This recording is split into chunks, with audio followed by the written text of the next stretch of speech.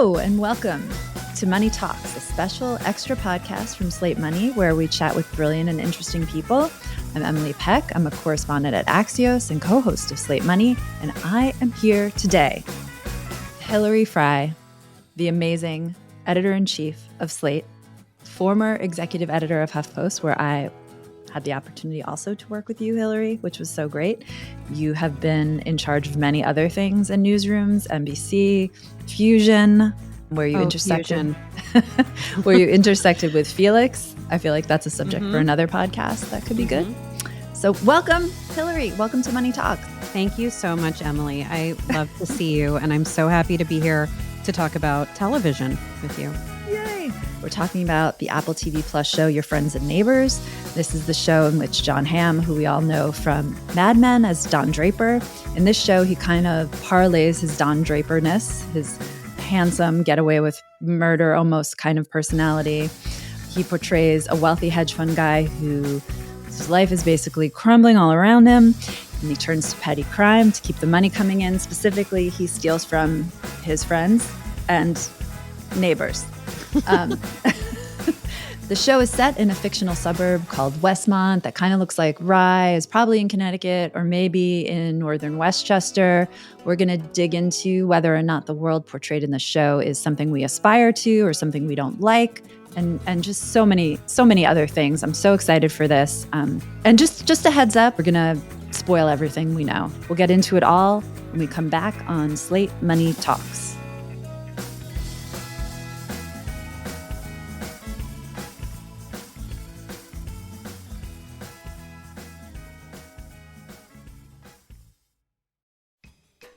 This podcast is brought to you by Progressive Insurance.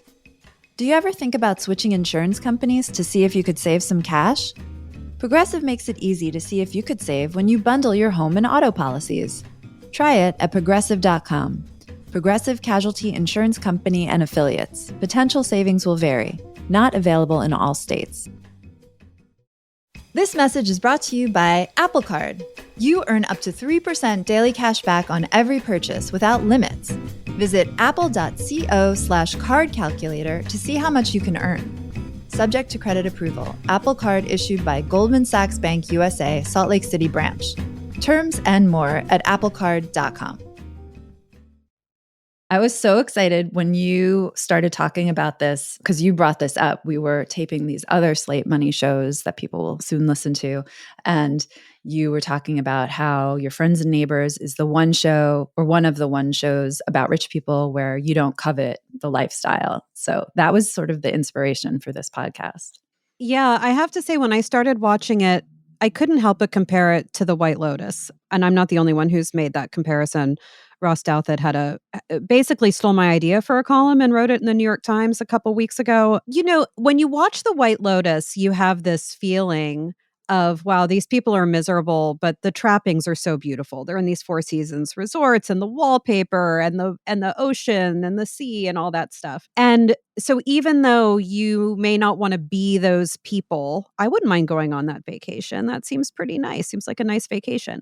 But there was something about watching Your Friends and Neighbors where the creators have kind of made everything flat and a little more banal. We're not really getting a texture inside of the homes or even outside that make me really like crazy about them. Yeah, I'd love to have a big kitchen, but they're kind of just these rooms that we see John Hamm navigate through, and these social gatherings where there's nothing glamorous about them. Even though everybody's in designer clothes, everything feels so de rigueur that it just seems like regular life in a different setting. That, yeah, the houses are bigger, the cars are fancier, people have expensive items that we will talk about their thievery, but it doesn't feel aspirational.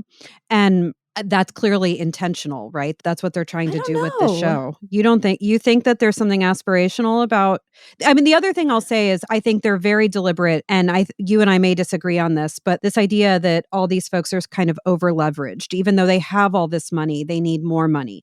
Their housing extensions or add-ons. I don't know. I live in an apartment and a rental, so I don't know anything about owning a house and building an extension, but the construction costs get out of control, or John Hamm loses his job and embarks on this career of crime Yes. and all this stuff. So, this idea that you get more and then you spend more. Everybody's in private school. And that, frankly, because I was raised in a conservative family where my parents didn't even have ATM cards. They wrote checks for everything or had cash. This idea of this kind of debt is actually terrifying to me. And the show has done a very good job of tying together the risk of getting used to a kind of lifestyle that, if you're, depending on who you are, could slip out of your fingers at any moment. I see where you're coming from, but the houses, big, beautiful, so clean. Like they make a point of showing, how the cleaning women get to the Tony suburb, taking like multiple buses and trains. And like, it's like a huge schlep, but they're, picking up every like spare piece of lint, and like no garbage can is full in any of the houses in Westmont, right? Because they're constantly being emptied. And the houses are so clean, and the kitchens, they're not just big, Hillary, and they don't just have the Viking stoves like you said you did in fact covet when we talked earlier. I do. I really want a Viking stove. So, okay. But also like the big, like marbly looking kitchen islands, just like okay, I hate marble. Abundance. Okay, fine. But like it looks so good. Like living in a house, people compare like the mortgage payment to the rent, but there are so many other expenses. And just the fact that all these people in this Tony suburb, they can afford like all the little niceties that make life so luxurious, I think is appealing. And I think most people would think looks appealing, like people out in the suburbs who are just like, trying to get by day to day and like sweep their kitchen floor or whatever, like seeing just how easy and good these lives are, I feel like is like jealousy worthy. Like it's not White Lotus go to Thailand resort or whatever, Hawaiian resort. I didn't see the latest season, I'm sorry. But it is something that I think a lot of people covet. I feel like the show is trying to like, tell this morality tale of like, you get in over your head and like this lifestyle is really gross, but like, it's not resonating with me. These people have a nice lifestyle. They're going to parties with their friends where they learn martial arts while like eating pot brownies. Like that's fun. Okay. They didn't do the pot brownies while they did the MMA class, to Some be people fair. did eat them. They did? Yes. I think I missed that detail. Oh yeah. They were like high and drunk and like hitting each other. And that seems fun and also good fodder for a TV show, obviously. I'm struck by what you were saying about the houses being clean. Yes. And I do think a clean house, especially when you have children and a busy life, is very aspirational. Thank you. I feel that. I really do. But as somebody, and look, part of it's like, I'm not a house dweller. I've been in an apartment forever. I don't want a big house. So Yeah. that's just true. I would like to have a house sometime, but I don't want a big house. Dan Coyce wrote this great piece for us about the white houses, the big white houses. Yeah. The big white houses are my nightmare. And that's not the houses that these people are living in. One question I had for you is actually about this milieu. What percent are these folks? Are they like 5%ers? Are they 3%ers? Do you think they're 1%ers? I think of 1%ers as like Elon Musk and Jeff Bezos, but maybe we're so stratified that this show is also about 1%ers. I just couldn't quite figure out where they fit, because they have jobs, they work, they have to go to work. At least one person in the family has to have a good paying finance job or a lawyer job or an agenting job or whatever. But it's like, how much money are we talking about here? Are they making 20 million a year? Are they making 5 million a year? I don't know. Yeah, I think the John Hamm character, he's hedge fund money and he's making millions a year is my sense. But the his lawyer, Kat is her name, I believe. She partnered at a law firm. Also, like me, these are people making millions a year. I think that puts them in the 1%. Okay. Musk and Bezos, I would think, are in like the 0.1%. Like they're like top they're 5. A fraction. They're top 5 rich people. Sure, sure, yes. There is so much inequality that there's like stratifications of rich people. Like the top 10% is going to be struggling in this area. 5% is going to feel a little nervous. Anyone depending on annual income, like the Don Draper character, is like going to be a little bit struggling. And they do kind of touch on this. There's like a difference. And Ross Douthat in the column you were mentioning before, I think he talks about this. There's like the meritocratic class now, like the people who grew up middle class in the 80s, 90s, and then got law degrees, or they went to work at a hedge fund and they're making like so much money, but they've sort of like scrabbled their way to get there, like climb the ladder to get there, and they want to get their children in there too. And it's not like understood that it's going to happen. There's this just like overwhelming like class anxiety, even among these people who are in like the top 5 to 1% who are like anxious about holding on to that status. And I feel like that's like the Don Draper character. And you mean the John Hamm character, right? The John Hamm character? You keep calling him Don Draper. Oh my God, Andrew Cooper. The Andrew Cooper character who we know John Hamm is Don Draper is Andrew Cooper. It's okay. Wait, Coop. We'll just call him Coop. Just call him Coop. Can I just sidebar that the actual John Hamm was on the Amy Poehler podcast? She called him and he called in to her show like from Zoom, and he was wearing a tuxedo. And in the background was a hot air balloon. And like just the idea of John Hamm, he's just like always in a tuxedo is just Sure. Chef's kiss perfect.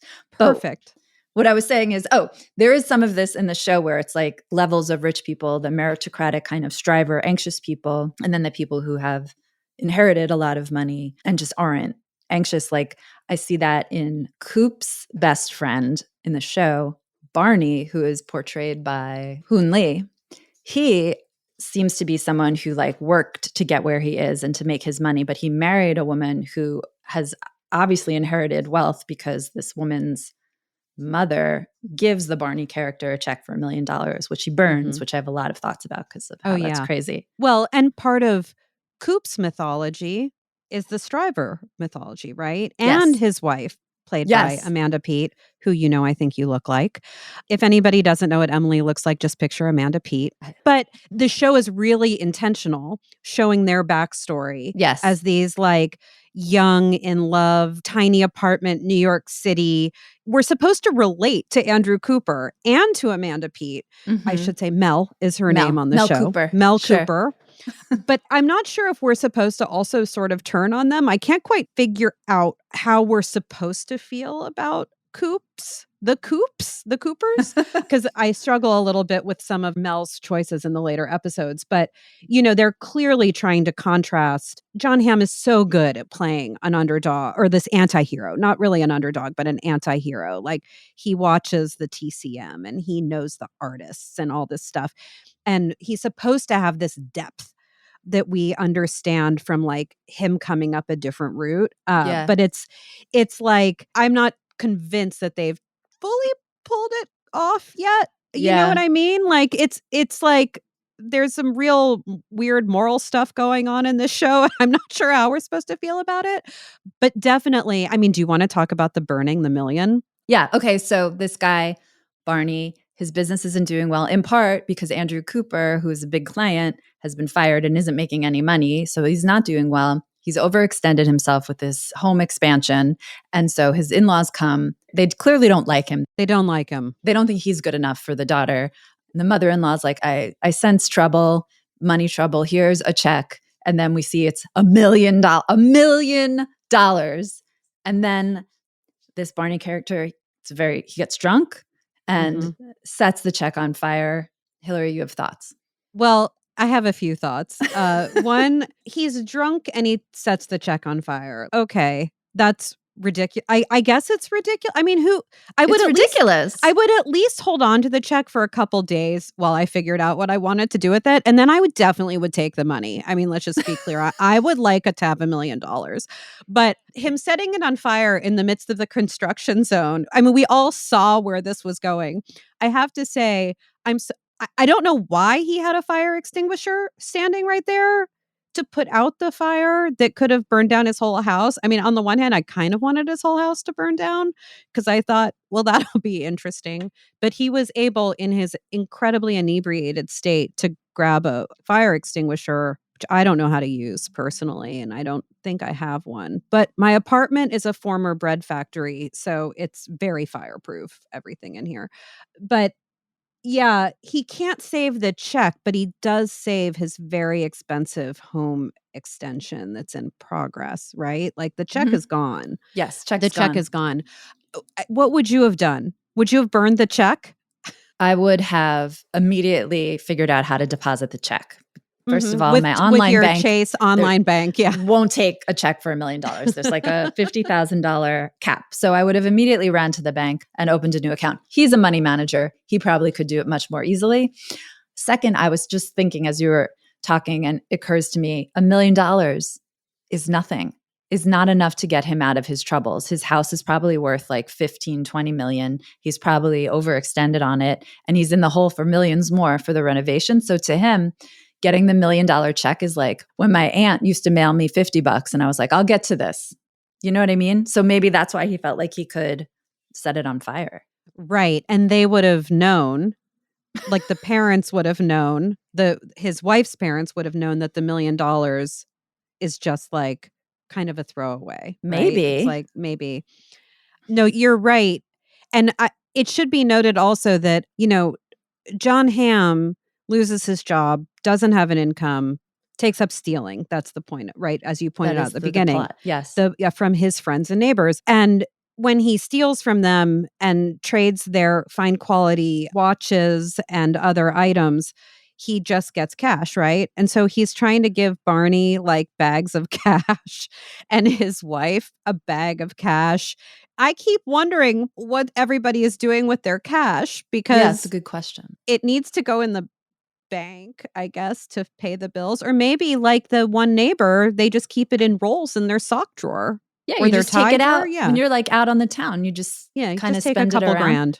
No, a couple 10 grands. I've heard some speculation that maybe season 2 is like how we launder the money kind of a thing, because there's going to be a season 2. So yeah, that's kind of the big question we've been talking about in my house. Like, what are we going to do with John Hamm? Is he going to like Walter White it and become like a criminal mastermind and then like enlist Barney to like help him do the money laundering perhaps? Because you're totally right. What are you going to do with the cash? At some point, it's like you can't just spend it around town. You need some sophisticated arrangement of some sort to wash it.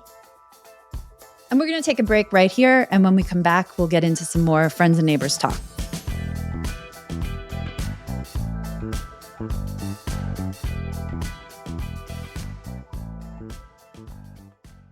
Slate Money is brought to you by Charles Schwab.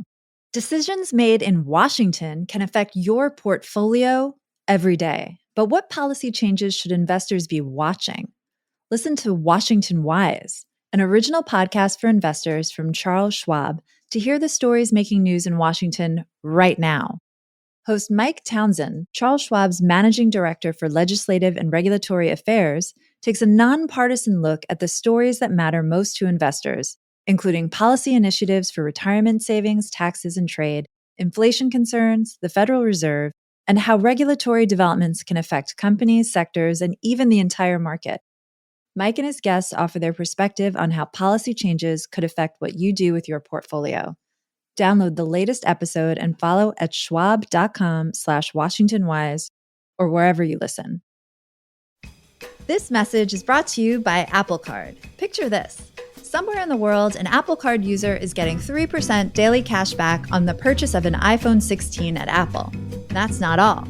They also earn 2% back on the new shoes they bought using Apple Pay. Visit apple.co/card calculator and see how much daily cash back you can earn.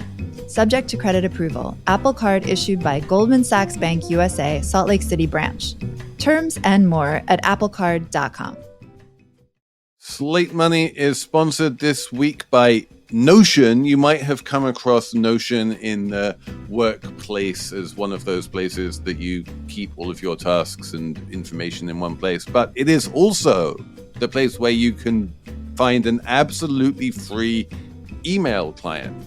I'm just going to say you don't love the way that you're dealing with your email right now. It is a primary tool in our work and in our private lives, but it is tedious, it is stressful. We are always just drowning under huge amounts of email. Notion Mail is the inbox that thinks like you.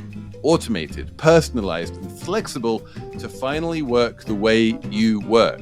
With AI that learns what matters to you, it can organize your inbox, label messages, draft replies, and even schedule meetings. No manual sorting required.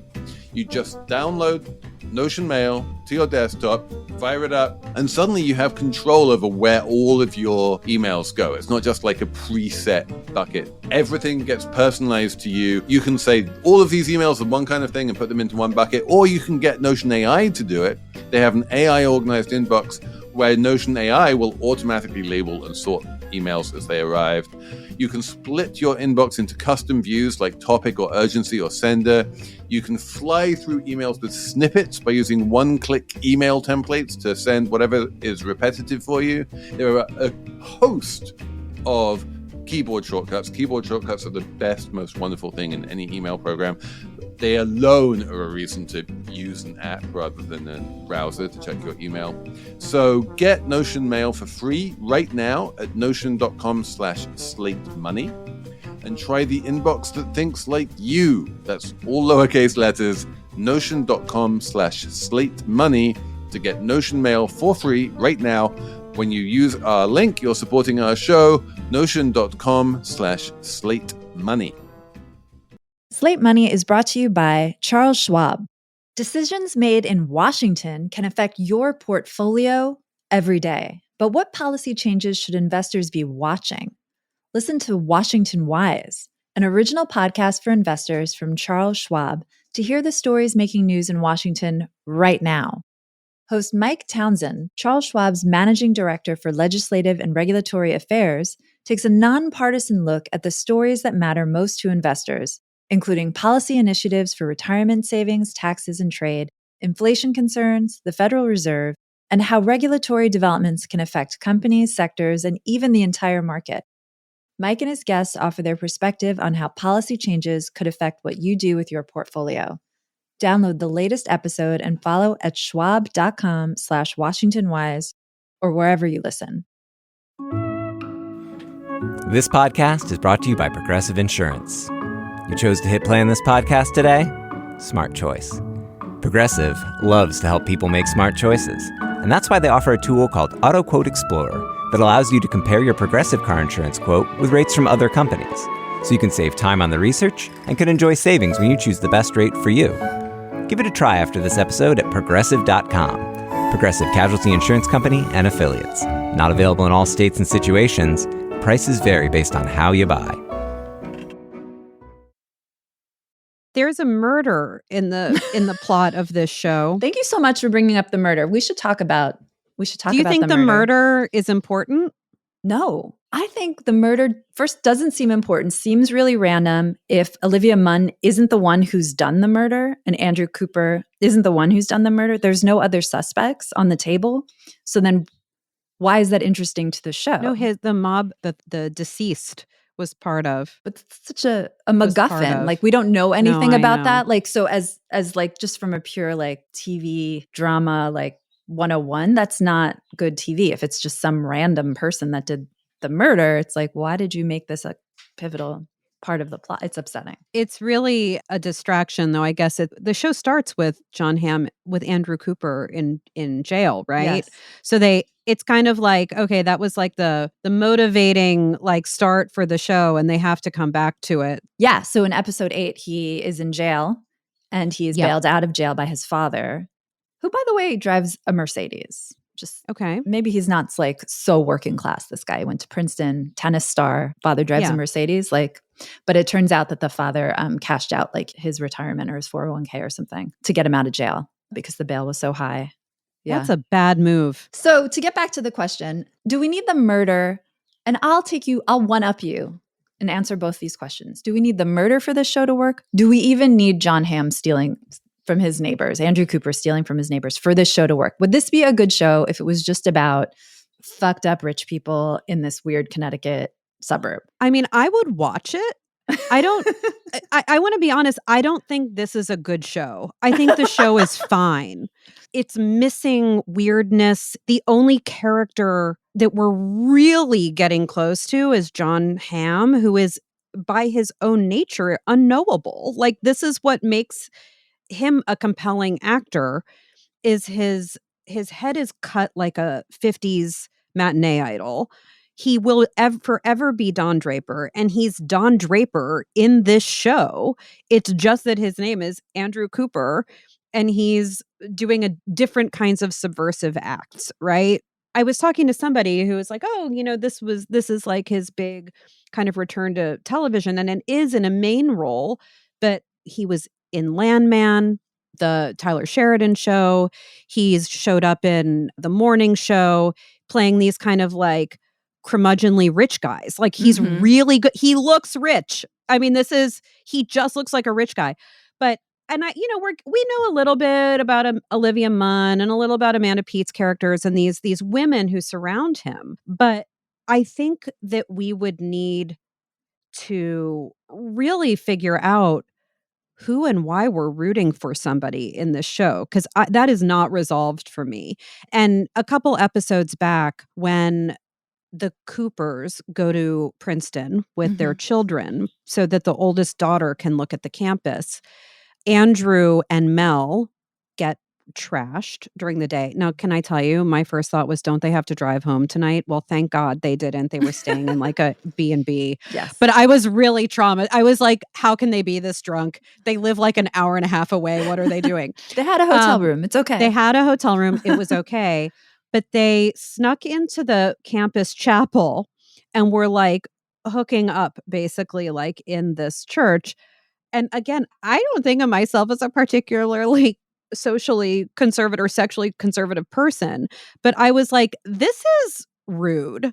Like, this is a really rude thing for these two people to do in a way that, and also Amanda Peet freaking out about, their son gets in trouble and they basically have to pay off the school to the tune of $250,000 to not get their kid expelled. And I was a little like turned around because I thought these two, who are supposed to be the more salt of the earth, like strivers who like got here, were going to be like, okay, it's somebody's got to learn a lesson here, or just be like, this is ridiculous. He's going to a different school. Like the whole thing is pretty contrived, but just like the rush to like pay people off, the like hooking up in a church. Come on, that's not cool. I thought it was, I don't know why I guess it's because I went to church on Easter and I'm just feeling like, yeah, I go to church on Easter in Washington with some friends every year, and it is nice. But I was like, I'm like, oh, I don't know. Maybe I don't like these people at all. I'm not sure. And maybe they're keeping us on our toes with who they are, and nobody's perfect, and the fist fighting and all this stuff. But to answer your question, the murder is stupid and is unnecessary. And I'm sure that the writers are like figuring out how to dispense with it as soon as possible. So I would expect, that part of the problem with Andrew Cooper getting resolved soon.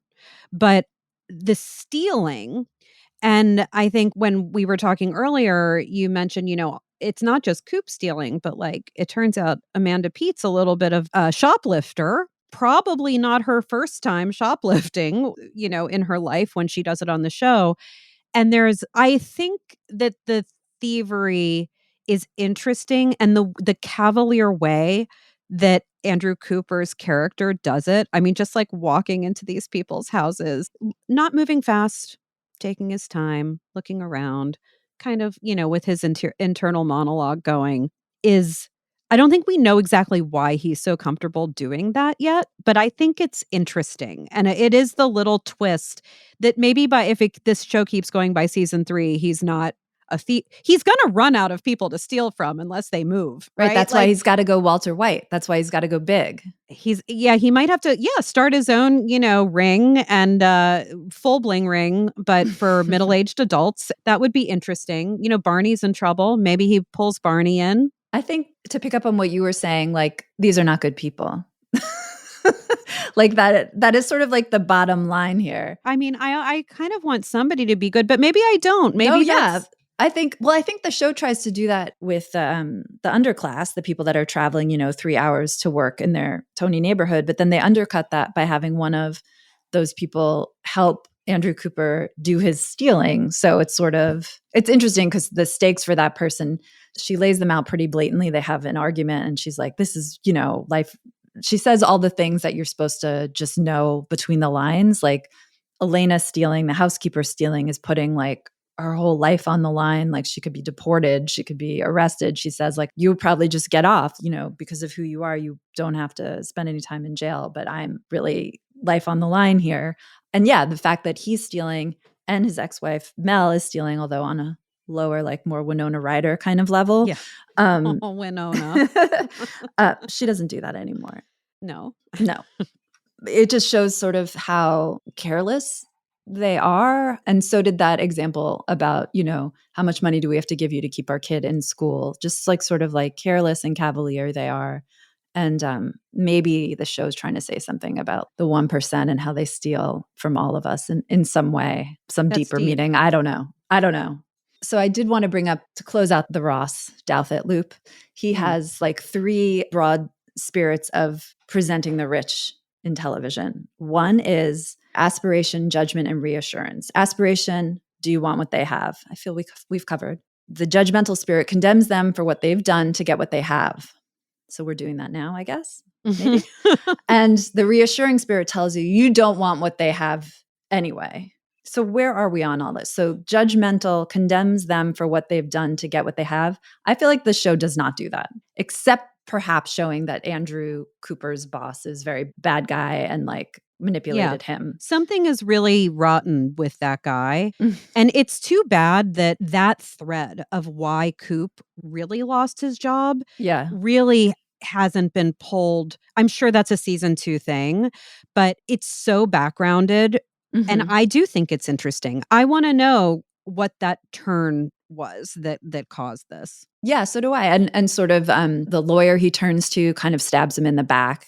Also, like clearly there's something rotten there. Clearly, like the judgmental spirit condemns. Like that there's possibility there, but hasn't been explored. And then the reassuring spirit tells you don't want what they have anyway. I guess I have a strong reassuring spirit, Emily. I guess I don't. We didn't talk about Coop's car, which is one of my favorite things in the show. So Coop has a Maserati Gran Turismo, I think is the model. Okay. It retails for about $150,000, maybe a little more depending on where you look.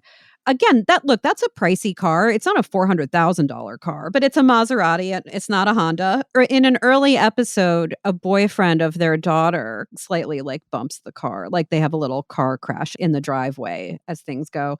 And this damages the Maserati so that if anybody taps the bumper, it seems, or there's any sudden jarring movement, the hatchback flies open. Yep.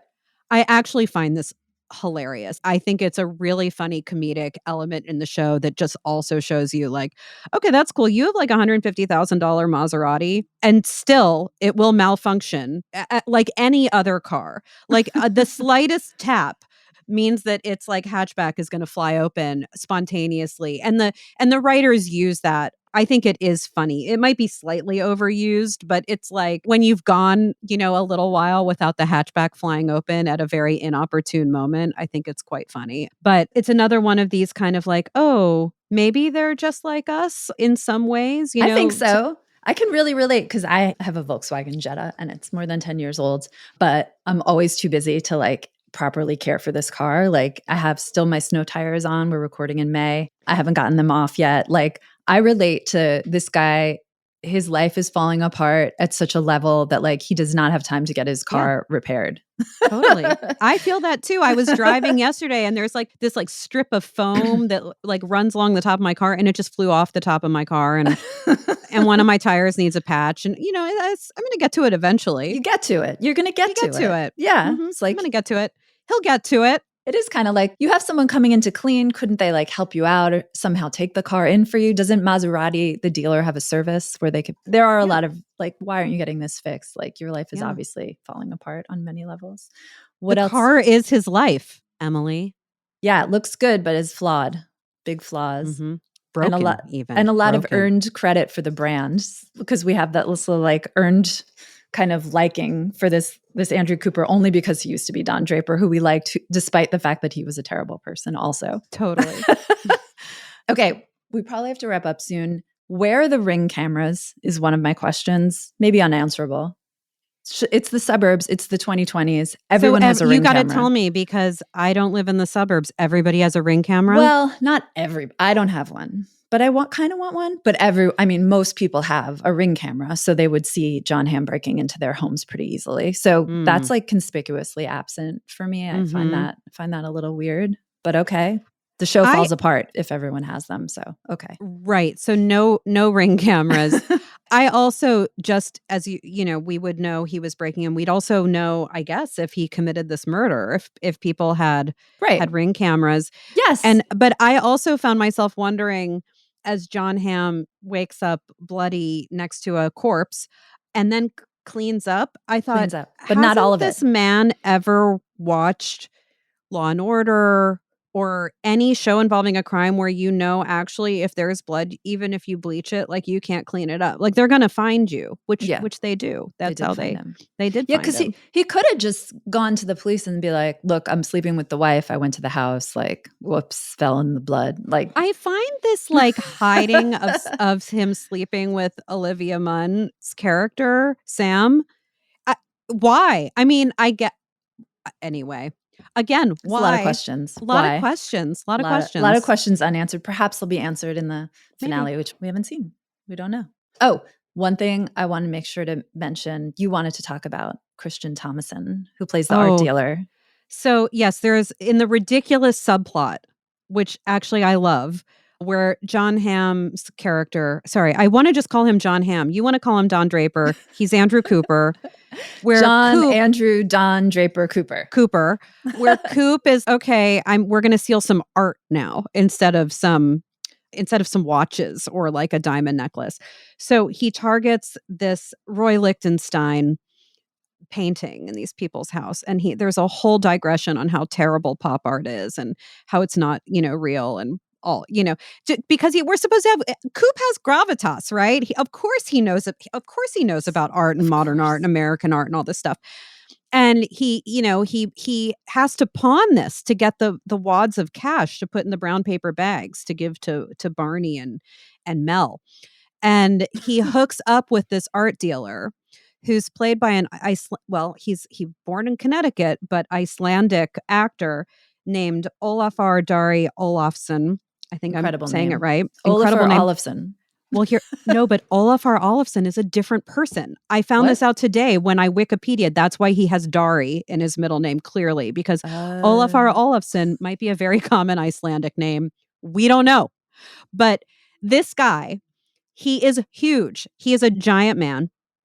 Some listeners may know him from Severance, which I don't watch, but I've been told he's very evil. Severance. He's a henchman in Severance, yes. And anyway, he's really over the top on Your Friends and Neighbors. I was delighted to see him, but dismayed by his totally outrageous performance as this gallerist, like this nefarious gallerist who also has a bunch of dudes who will beat people up on command, which they do to Coop.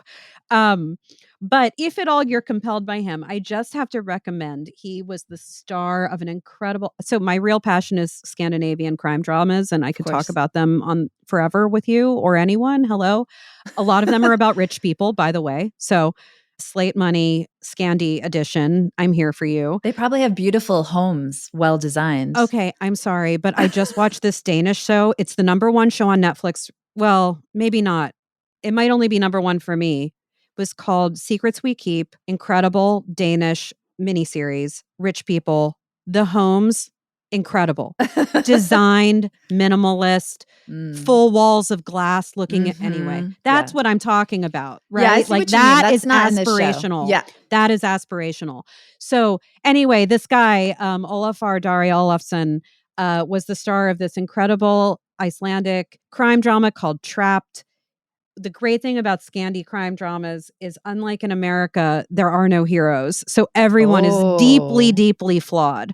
And he is just this big bear of a detective trying to sort out his own life and crimes in not in Reykjavik, in like a rural town in Iceland. And it's wonderful. The sun never shines, or maybe it shines all the time. Depends.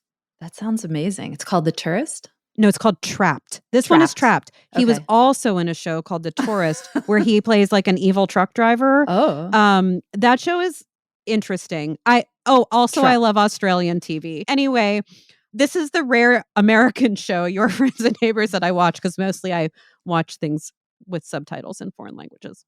Gotcha. Well, the only other thing I want to say about Olafur Dari Olafsson is that he was on the Severance podcast and they talked about him and they talked about Icelandic actors because, Iceland is a very small country. Yeah. And apparently, like, if you are an actor or if you are Bjork, they all know each other. And so he was talking about, he was at a party at Bjork's house because all the famous actors in Iceland, there's like 20 or a dozen, I don't know, a few dozen, and they all know each other and go to parties and sauna with Bjork, etc. So that's all I have for you. Wow, that sounds great. That's the true life you aspire to. There's this resort, like crazy resort in Iceland that was used as the set in this great Brit Marling show, A Murder at the End of the World. And Clive Owen plays this billionaire who builds this bunker and basically mysteriously invites a handful of people to come to this place. Oh. And it seems like it's like a secret mini Davos or something, like very tiny, kind of like we're going to be the people who carry on humanity and the apocalypse. That doesn't happen at Davos, I guess. I don't know. Ask Felix. I've never been. But like major cultural figures, etc. Mm-hmm. And anyway, we don't need to talk about the show, though. The show is fantastic, but the setting is like incredible, like this place. And I was like, well, obviously this is a real place. So I look it up and it's like this hotel in Iceland in like major middle of nowhere. And then I'm like, I'm turning 50 this year. Maybe with my German husband, we'll go to Iceland and stay in this place for a night, right? Yeah. No. How much? No. It's like $7,000 a night or something. Yeah, no, it's like, oh my. It's like cuckoo bananas. So expensive. Okay, so bottom line, you don't covet the sort of bland suburban world of your friends and neighbors. You covet a more $7,000 a night Icelandic kind of dreamscape, kind of glass walls and sleek modern look. I don't think I want to live in it, but I want a vacation in it. Okay. Maybe? Okay. Yeah. I mean, Emily, you raise a great question. What do I want? I don't know. Some days a Scandinavian glass and natural wood, blah, blah, blah. And the next day I want like a busted farmhouse in upstate New York. Yeah. Well, that seems more doable. Right now, I just live in a Brooklyn apartment. Okay. Well, last thoughts. Who did the murder? We're coming into the finale. Hopefully we find out. Who do you think it is? Doesn't matter. Well, we already said it doesn't, but who do you think it is? I don't think it matters, but you know what? Why not? I'm going to say Olivia Munn somehow arranged this. I agree. I think it's Olivia Munn. She might have used the mafia people to arrange it. I think her parents are just like giving her a fake alibi. That's my theory. She wasn't really there. She snuck out. That's why the kids are in Boston? Yeah. Boston's not that far. You could drive from Boston, kill someone in Connecticut, and then get back to Boston all in one night. You could do it if you tried. And she knew his trunk was broken, And her DNA would already be everywhere in the house. Boom. And she didn't even call him after when the cops were like, we know that you're sleeping with him or whatever. She didn't even call him to give him a heads up. Nothing. Nope. All right, we're going to leave it there. Email us if you have any thoughts about this show or Icelandic actors, or the architecture of the suburbs. Scandi dramas, Scandi noir. Yes. Any other shows we should talk about? You can email us at slatemoney@slate.com. Thank you, Hillary, so much for joining us, taking time out of your busy editor-in-chiefing to come on and talk about TV with me. Thank you to Jessamine, Molli, and Cheyna Roth for producing. Ben Richmond is Senior Director of Podcast Operations, and I'll be back on your feed on Saturday for a regular episode of Slate Money. Until then, thanks for listening.